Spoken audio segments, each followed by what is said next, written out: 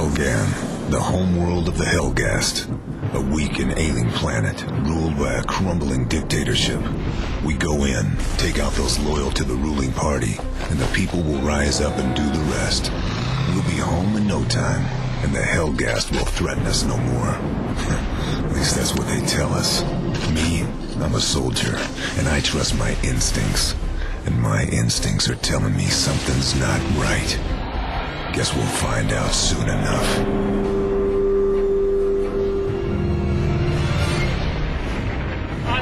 The whirlwind of our wrath. Our guns never tire, and we have beaten back the foe.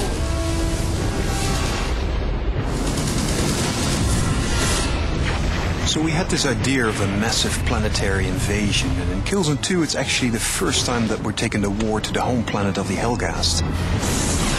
You're outgunned, you're outnumbered, and the notion is that you never quite feel safe. In Killzone 2, the theater of war and the feeling of war is really all around you. It's the ISA battlecruisers in the sky that remind you of the epic war that you're fighting on the planet, but it's also the small things like walking around Helgan planet. And we try to really entrench this feeling of war in all the different elements. Immersion for Killzone 2 is really important for us. So we removed all the distractions, such as the HUD, for example, which always sits in between the player and the actual world. We wanted to make the player feel vulnerable, so we have a lot of things going on that make him feel that he's really there. The other thing we try to do is make the player feel physically connected to the world.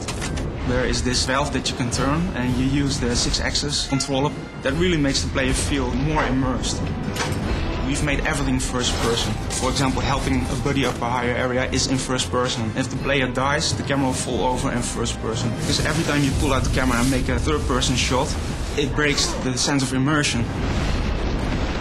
The PlayStation 3 has allowed us to do much more complex things with the AI in Killzone 2. The Helghast will respond much more to the player's actions. They will jump over obstacles and hide behind cover. And if you shoot the cover, they will rethink what to do and make another plan.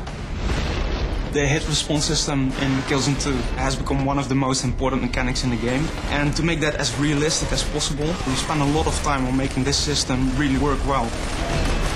Whenever the player fires at an enemy in a certain situation, he will see a different response, which really adds to the variety. We've invested a lot of time in our animation systems to get a good blend between physics-driven animations combined with mocap and hand-animated. And by doing that, we got this kind of really nice blend of viscerality to characters, where basically if you shoot them, everything kind of moves realistically, and we put a lot of effort in that because it's so important.